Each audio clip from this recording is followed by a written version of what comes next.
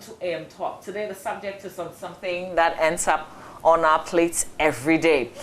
So the country has destroyed, as we speak, some 4,500 chickens and restricted the movement of poultry after nearly 6,000 birds were found to have died of the highly pathogenic H5N1 avian flu. And the birds originated from 7 farms in the Greater Accra, Central and Volta regions. So as a result, poultry movements from those regions have been banned. We've also suspended poultry imports from Togo, Niger, Burkina Faso, Nigeria, Mauritania, and Senegal as a precaution. My guest in the studio is Dr. Bashiru Boy Kikimoto. He's head of National Food and Safety Laboratory for Animal Health Veterinary Services Directorate. Thank you so much, sir, for being here. This is worrying because chicken is very popular. We eat chicken every day. You find it everywhere in the country. So how close is it to my plates? Yeah, thank you very much for giving me this opportunity. On behalf of the Director of Veterinary Services, Dr. Patrick Abake, I'm here to enlighten the populace on the dangers of the highly pathogenic avian influenza outbreak we are currently battling with in the country. As you said, you yourself know that the poultry industry is one of the most important animal production systems that we have in the country. So when you have such a disease that comes in and wipes out a lot of birds, everybody is scared, not only because you reach your table, but also the economic impact and the public health and social and psychological effect that may have also on the farmers. So let me use this opportunity to empathize with everybody and try to use your medium to let people be aware that it can be as close as to your table as it is. But currently, looking at the measures that we have put in place in accordance with international regulations, the World Organization for Animal Health guidelines, we think that Ghanaians, for the meantime, should not panic. Things will be under control soon. We are putting a lot of epidemiological and laboratory investigative mechanisms in place, and we are fighting to make sure that the spread is limited to only those areas that it is currently happening. Okay. So you can be rest assured that it may not reach your table soon. So how does it, how do you know this is an infected bird? Yeah, you know, there are a lot of things you look for in a flock of birds.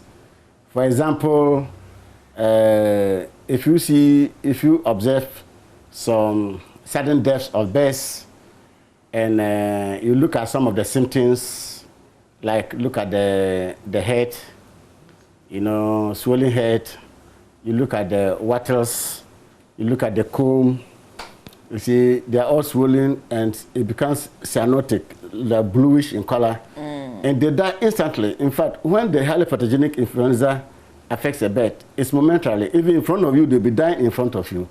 So you can know. Once it is the highly pathogenic one, if it is the low pathogenic one, you will see it's very classically, it may just come in the form of like a Newcastle one-off and this and that. But this one is mass death that occurs. Okay, so they get sick and they suddenly die. They die immediately. Yeah. Is this something that was brought in? You know, currently, don't forget that we are even lucky now that there's COVID. If not, if you look at the way the countries are in West Africa, the borders are porous. And this thing started happening in neighboring West African countries like Nigeria and other countries which I mentioned already. So you see that they have already been confirmed long time. So we were taking measures to make sure that it doesn't enter. But still, you know, this is a virus. So unless we get the epidemiological, you know, gene construction to be able to see the real origin, currently we will not be able to say that it is because of this and this, but we are taking measures to make sure we get to the bottom of the source of the outbreak. Okay. Yeah. So let's talk about the 3 regions now. Yeah. What does it mean? What has happened? So in Greater Accra today, What are the restrictions? Yeah, the restrictions are that the point where the outbreaks have happened, the Minister of Food and Agriculture, through the veterinary services, have put restrictions for the movement of birds and their products out, and then also make sure that all those farms which have been affected have been, put under quarantine, so that killing, stamping out, and all those will take place, so that after that disinfection will take place. So movement out of the region with poultry and poultry products will not be allowed, except where a veterinary movement permit is accompanied, which means that the veterinary doctor has checked them and he has realized that no, as for this one, they're not from the affected area. But all the other areas that the disease is occurring there now, they will be under strict ban. Is it live birds we're talking about? Any bird, live bird, dress, eggs, anything. So if I go to the Amasaman market this morning, or I go to Malata, yeah, would I be able to buy chicken? For the markets, what is happening currently is that, the birds they sell there, they are layers, old layers. So sometimes you may be surprised that some of the birds were taken before the outbreak. But I advise that it is even not advisable now. It's better we all just sacrifice for the meantime until the situation is under control, until we get the news from the Director of Veterinary Services that now they feel that it's safe to go to any market, to anywhere and buy, because you don't know the source. Ghanaians sometimes, they sneak things in the night. You will not be sure. So to make sure that you are safe, just like how you and me, we are covering ourselves because we don't have corona. I mean, if corona has been there for almost 2 years and you're doing all this, covering your beautiful face like this for 2 years, why can't you just be hungry for 1 month? I get what I'm saying. I get it. So we should just sacrifice a little. It's better. Okay. So don't go buying chicken. It's no good. For the meantime, it's better we just avoid it. So how about the frozen ones? The frozen ones, unfortunately, some of them are not from Ghana. And that's why the veterinary services is very particular about importation. That is because now that there's an outbreak in Ghana, it's the World Organization for Animal Health, which is going to put this one in their headquarters in Paris and tell every country in the world that Ghana now has outbreak of avian influenza. So don't import chicken from Ghana. That's what they will tell the whole world. So that is why if you want to bring in even chicken to Ghana, you come to veterinary services first, so that we will tell you that you can only get permit from here because the OIE, that is controlling all animal diseases, has told us that you can't get chicken from Kazakhstan. You can't get it from Russia. You cannot get it from Poland. You see, that is why our importance is the importance of vet, even at the ports, is very important to prevent this kind of entry of diseases. So I think that when we do things like that, then the country will be safe, because all these diseases, some of them are even brought from outside, and you will not know. So that is why we are also very particular about certain aspects of measures that are to be taken to avoid diseases being brought into our country. Okay. Yeah. So I see that we've particularly suspended products from Togo, Niger, Burkina Faso, Nigeria, Mauritania, Senegal. Why is that? That is the OIE regulation. It's just like the World Health Organization. There are rules, like COVID. They say if this thing happens, this is what you have to do. So we also have to follow the international guidelines. The OIE, these are countries that have already recorded bird flu cases. It's already recorded in the OIE record that there's outbreak of this, so nobody should import. So it's not only because we want to ban it, it's a law. All right, so our name will be added to this list. Our name will now be added to this one and spread throughout the whole world. So anywhere, every chief veterinary officer or the director of veterinary services all over the world, all the 182 countries, know that there's outbreak of this disease in these countries. So if it happens normally, even in Russia or Ukraine, they will tell us. So that is why we are particular about controlling the import of chicken inside the country. It should not be anybody's authorities. The status of veterinary to do that. Okay. These are because of these problems. Okay, so this is a big bread and butter matter. So let's talk about it properly now for people to follow. Already, we don't produce enough to feed ourselves. So what would this mean? Yeah, we are lucky that the veterinary services have put measures through the Ministry of Food and Agriculture to make sure that this disease doesn't spread to other areas. We're even lucky it is not in the poultry hub of Ghana, that is Doma Hinkro, where you have about 430 poultry farmers. And their farms are just so close to each other, 50 meters, 100 meters. So if there's an outbreak in one, the whole place will be affected. That will affect us seriously.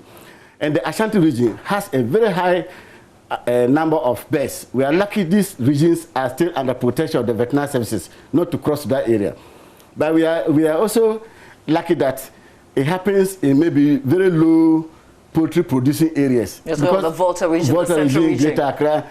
And one of the things that Mama V, I wanted to inform you is that the first outbreak of the avian influenza in Ghana on the 28th of April 2007, this thing actually brought the poultry industry in Greater Accra down. Greater Accra was actually leading in most of the poultry disease. You could go to one farm, you get about 47,000 birds. General Sam's farm, you could get more than 50,000 birds, 77,000. All are gone because of the avian influenza. So we don't want this one to move into areas like Ashanti region, Brown Hafo region, especially Doma and Kru. We are dead. We are dead. So how alert are the farmers in these other areas you talk about? Yeah, you know, this problem has been with us since 2007, as I mentioned, and this may be the fourth or fifth outbreak. So the farmers are already aware of some of these things, but we also need to use your medium, like what this opportunity you are giving to veterinary services here, to let them be aware that if they have not yet reached your farm, be very, very careful. Don't allow people to come into your farm by heart. Make sure you improve your biosecurity measures. Make sure you restrict the movement of cars and products of anything into your DC. People that used to come to your farm to buy chicken and eggs, let them stand outside the gate. That's why we always advocate that have the sale point outside the farm itself. Don't let it be inside. So all these are measures that they have to start improving if they have not started them. But I know that with Doma and Crew, there are a lot of measures which have been taken because of all these problems that we saw in link with the antimicrobial use, antibiotic use and antimicrobial use over there to check the behavior, knowledge, and up to practices of the farmers. And things have improved a little since 2018.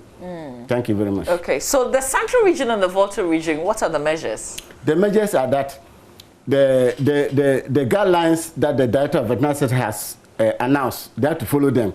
You make sure that you don't move chicken, make sure that you don't sell to anybody, make sure people don't come to your farm, make sure you don't move to another region with the products, because that will create the spread of the disease. Is it farmers in all these three regions, or there are particular farms? The thing is that the outbreak is not in the whole region, because if you look at the farms that they have mentioned, I think there are 5 in Greater Accra, I think there's 1 in Volta, there's this thing. But the thing is that because we don't want to give the opportunity to people, you know what people can do. You see, anything you are doing, you have to take the human factor into consideration. So we don't want to leave chances.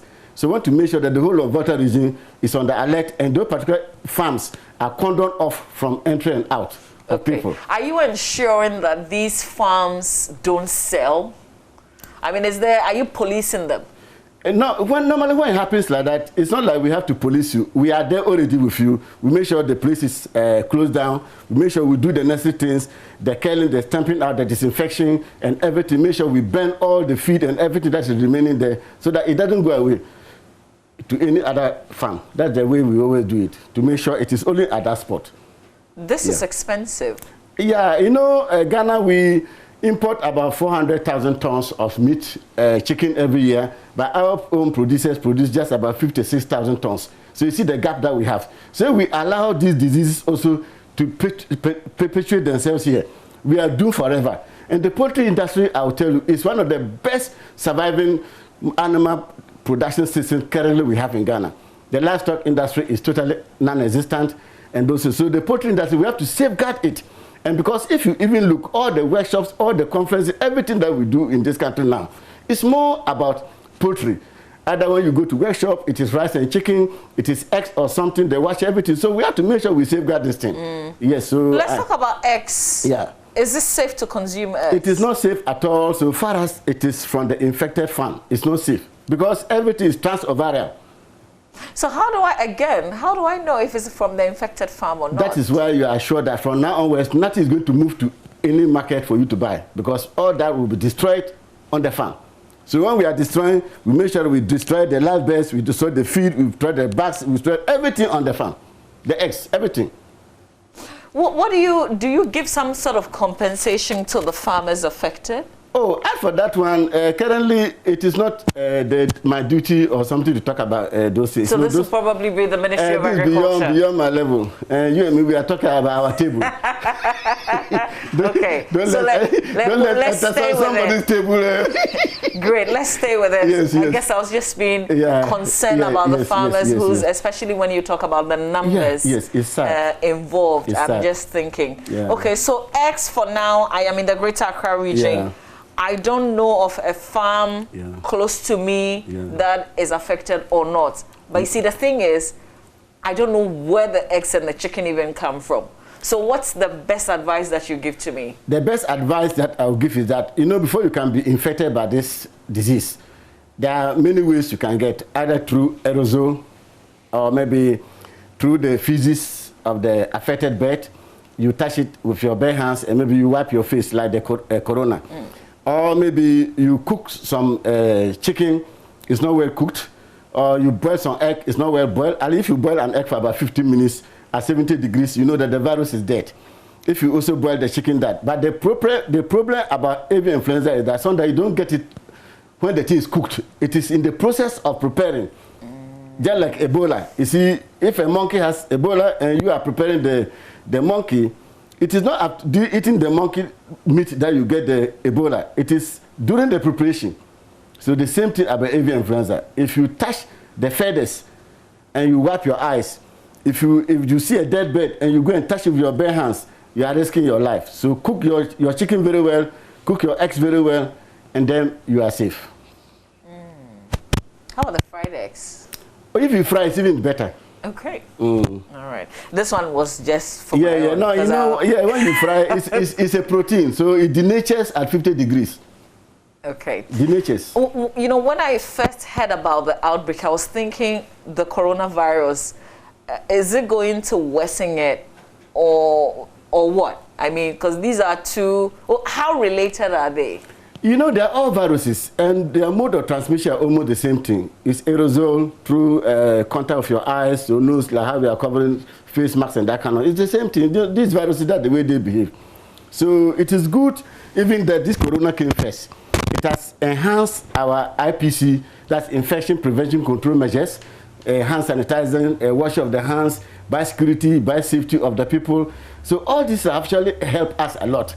So we hope that this will continue for a long time and will prevent us from getting this avian influenza. Because one bad thing about this avian influenza is that once it undergoes genetic mutation, then it's a different new thing comes. And that's why we always tell people that let's try and help the veterinarians to control the animal diseases. Because once it enters the human being and it mutates, in fact, we don't know what we are going to get. For example, like the corona. Like there are some even worse one like hantavirus. It hasn't even come yet. It's worse.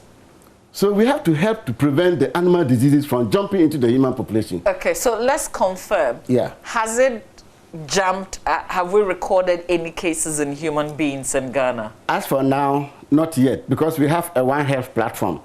Minister of Health, Veterinary Services, we have a One Health platform. So normally, this kind of thing, we work hand in hand with the Minister of Health so that we also know. So whenever we are going to a place to destroy the birds, we have to take a medical doctor of the district there, plus his staff, a member of the environmental health who are going to help in the sanitation and other things over there. So we work hand in hand. So if there's anything, we'll get to know, and I would have been in the best position to let you know that. Okay. I just feel like given the opportunity, if you're a poultry farmer and you're watching us, and you need some sort of assistance or you want some clarity, maybe you can give us a call if you're okay with that. Maybe we can just leave about 5 minutes for that. Yes. This is typically for a poultry farmer wherever in the country and you're watching. This, as we know, has affected 3 regions. It hasn't gone beyond the Greater Accra, the Volta, and the Central. But you want to take the necessary precautions so that you're not affected. Kindly give us a call on 0302-211-6912. 0302-211-6912. Just 5 minutes for this. I have the head of National Food Safety Laboratory for Animal Health Veterinary Services Directorate in the studio, Dr. Bashiru Boy Kikimoto, helping us understand this very latest outbreak of influenza that we've recorded in the country. It has led to us also suspending, this product into other countries, as it were. It's not even our choice because of where we are. Because of the situation that has happened to us, obviously other countries would avoid buying from us. How much have we been importing, by the way? Is it something that's in the records of Yeah. As I was mentioning earlier on, Ghana, for example, spends so much money every year to import over 400,000 tons of chicken, but the locally produced is about 57,000 tons. So there's a deficit, high deficit. Okay. Yeah. I was asking about how much we also send out, but let's speak to Alfred. Alfred is in Ashaman. Hello, Alfred. Good morning. Good morning to you, Noble Dr. Bashir. I want to contribute to what you have been talking about a bit. Yeah, great. It's very good you have given the veterinary service department this opportunity to come and educate the public as to what is happening. My junior brother is a veterinarian or a veterinary technical officer who has completed the college and has not been employed. I want to use this opportunity. Probably Dr. Bashiru would testify to what I'm saying. It is very good. I believe there are no enough service personnel or veterinary personnel in the front to tackle this virus. So I want to plead with him to take this as an opportunity. It's very worrying, and if whoever knows about bird flu would testify to that. It's not an easy thing. So I want to plead with Dr. Bashiru to take this on. It's very important to help employ. Okay, Alfred, thank you very much. I guess the point is well made. So you need more hands? Sorry? Do you need more hands? Oh, Alfred has actually hit the nail on the head. We don't have veterinary doctors. Could you imagine the whole of Volta and OT is one doctor? Huh? One. If you go to Western, Northwestern, one. If you go to Upper East, one. So the doctors are not there at all. Why is that? It's to be sorted out. So that one maybe is beyond. So whose services do you use then? Oh, we have the doctor and we have the technician, as he was talking about. So the technicians are a little bit, more than us. But we always need a doctor to guide in every aspect that we do. Maybe we have the private doctors. No, the private doctors, they still have to work under the government. You see, the way veterinary is practiced, the private people work, but they still have to report to the state veterinarian to know exactly, because we are going to report all these diseases and numbers to the well-organized for animal health. Okay, understood. Let's go back to the phone lines. Michael is in Pum. Hello, Michael. Yeah. Mama Lee, how are you? Yes, sir. Very well, thank you. Thanks for reaching out. Okay, my concern is that if I got it right, 4,500 beds were destroyed. The question is there a package from government or the ministry to these farmers? Because if there's no package, these farmers will be compelled to put the African bed on the market.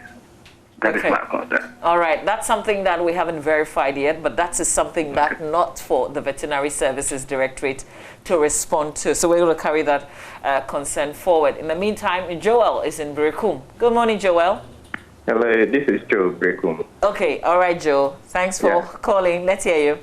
Yeah, I would like to know whether our domestic fowls birds are also at risk of the flu, and what are the signs that we have to look for in case they can also be affected? Great question. Thank you, Joe. Yeah. Yes, Doc. Yeah, thank you very much, Joel. I think that you all know that the avian influenza affects all types of birds, from turkey, ducks, quails, guinea fowl, local chicken, and the commercial chicken. But the difference is the manifestation of the disease. For example, like the water bugs and all those things that are living around the lagoons, those where you see them, they have the virus shedding it, but they don't fall sick. If you get the local bird, they can get sick, but not as the commercial bird. So they will be dull or fit, and maybe they will not die en masse like the way you see, because they don't rear them in mass like that. So it's one of the ways you see that it will be all fit, it will be dull, it can die, you can send it for autopsy, Then the autopsy and the laboratory investigation will tell you that this avian influenza you are dealing with. And whether it is highly pathogenic or low pathogenic, you also be told the necessary measures. But the most important thing, everything, you can get some virucidal, drugs for them, maybe in water, in case you suspect that.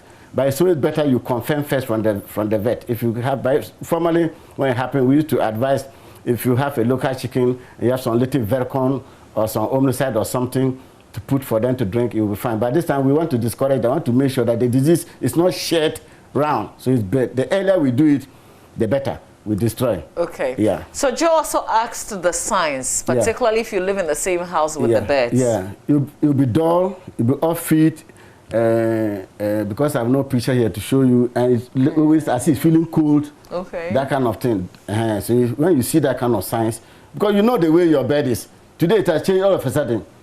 I mean, someone should tell you that. Do you isolate the particular bed or beds? No, if anytime you observe that kind of thing, you quickly isolate it from there and then get in touch with the vet. Because when the vet comes in, then your situation is solved.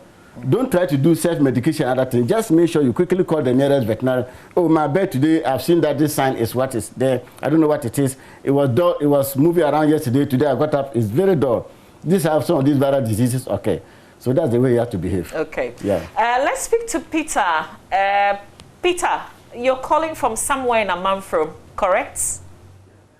Okay, great. You're on air. Let's hear you. Please, I want to ask doctor if he can help me in those. You see, in terms of maybe this outbreak, people used to complain a lot about the frozen fish, the frozen chicken, about maybe cold stores and those things, which mostly disturb our market and those things. So I want doctor to brief us on those things, whether the youth should maybe help us in buying, or maybe if they should limit the way they buy it in, so the way they limit in buying those things. So I want doctor to brief me on those things. Okay. All right, Peter. Thank you very much for calling. Thank you, too. Is it frozen chicken? Yes. The one imported or the country one? Imported. Okay, the imported one, that is why I was telling you earlier on that the veterinary is very, very important at the harbour. That is because that is the entrance of diseases. And if we are not there, it affects the market, because something are brought in. And we also, the National Food Safety Laboratory is part of our work to go to the harbour, take the samples, come and check for all these diseases, and also check for antimicrobial antibiotics that have been used outside. Some of them use growth promoters. So this is the essence of the National Food Safety Laboratory for the animal sector under the Ministry of Food and Agriculture and Fisheries, to make sure that we check all these things in our country. Okay, so I guess you're saying once we find it on the market, then it means it's gone through the necessary checks. Yeah. All right, Solomon is in Shire Hills. Good morning, Solomon. Good morning. Yes, sir. Let's hear you. Yeah, thank you for the discussion being held on bird flu. Of late, I've discovered that some birds around my vicinity are dying just like that. So I just want to ask Doc whether it is the disease that is killing them. And if that is the disease, how do we dispose of them? Okay, so Solomon, first of all, are they in a house or where? When you say no, they are not in a house. They are free one. Please come again. I said they are the domestic one. Okay, and so if you said they're dying, how many of them have you noted? I'll be able to count about 3. In a what time frame? In the vicinity where my wife is having a church. So. Okay. All right. So where exactly in Shire Hills? Doimo, to be precise. Doimo. Okay. All right. Okay. Thanks, Solomon. We'll see if doctor can help with where or a number to call to get some support. Bernard is in Kumasi. Good morning, Bernard. How are you? Yes, Bernard. You're good? I'm good. And what are you? Okay, great. I'm very well, thank you. Go ahead, please. My have to educate a little how to what the doctor said. You see, we are doing our best to protect the local market vis-a-vis competing with the international market. And they have operated for long, they are break-even, and they are bringing us those kind of products here. Now, doctor is saying that we should rather be focused on those imported ones, the frozen ones, to be more healthier. and safer than the ones that we are doing here. I think that it's rather unfortunate. Okay, Ben, sorry. Sorry, I think you've distorted the facts there, so don't continue, but hold on. Doc, please explain exactly what you said before Bernard, you continue. Bernard, yes. Yeah, Bernard, thanks a lot, but I think maybe you missed some part of what I said. Somebody is worried about the one coming in. And whether you and me, we like or not, there's a deficit. Somebody will bring in by all means. But I'm saying that if that person brings in, we still have to go and test it to be sure that it is safe for our people. It's not that we are encouraging it. No, it is. No, how can I encourage? Okay. Yeah, it so that's clear. Bernard, please go ahead. Yeah. My education has to do with, he's talking about the fact that we have insufficient doctors in the field. Myself, I'm a poultry farmer. I tell you the kind of hassles I go through. This is a time for the veterinary department to promote what we call agriculture insurance. Now we are talking about those people that the kind of money we invest in this venture. This is the reason why many people not even give us proper information now. Because if my farm is infested and I come and voice it out, and my bets are going to be destroyed without paying me any compensation, then the person will be eligible. Okay. Again, Bernard, please hold on there. We don't know that. We don't know that for a fact, whether or not farmers who have been affected have been paid or not. That's something that we're yet to cross-check. So, I just don't want you to conclude on that because we don't know and we haven't said it on the show. Okay, Bernard. All right, Bernard in Kumasi, thank you very much. Reynolds is in Tema. Good morning, Reynolds. Good morning. Yes, sir. Let me take this opportunity to speak to the veterinary doctor since it is about veterinary and the animals. Mine is about the pigs. In our area at 25, around the high tension, we have this swine flu. In 8 farms, I started just last year, and then as at now, I have the animal. They all died from this. I don't know whether it has come to the notice of to the what do you call them? Veterinary. Yeah, what's the name again? Reynolds. Thank you very much. I will use this opportunity, Mama V, to let Ghanaians understand the difference. Okay. Swine flu is the H1N1 that affects human beings. African swine fever is the one that kills the pigs. But because we know pig is swine and it is flu, people call swine flu. But the swine flu is the one that affects the human being, H1N1. You know, the one we are dealing now is H5N1. The human one is the H1N1. But this H5N1 can affect human beings too. But we have the African swine fever. And African swine fever actually kills a lot. Let me tell you, Greater Accra was leading in piggery in Ghana before 1999. When 1999, the African swine fever struck here in Greater Accra, up to 2000, we killed all the pigs. And that's why now Accra doesn't have pigs again, apart from some few areas. It's a very dangerous disease. And I think that maybe it has come to the attention of the epidemiology unit.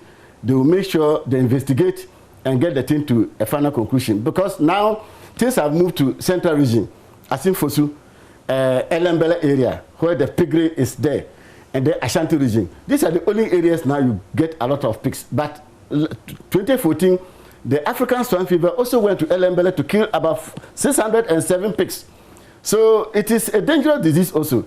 We are not, that is why we are saying that the veterinary aspect needs to be enhanced to make sure that these diseases, people don't actually, because this is what is making people survive. Okay. All right. Sarkodie is in Akosombo, our last call. Hello, good morning. Good morning, Mama V. Yes, sir. Okay. Please, I want to ask Dog this question, just a very simple question.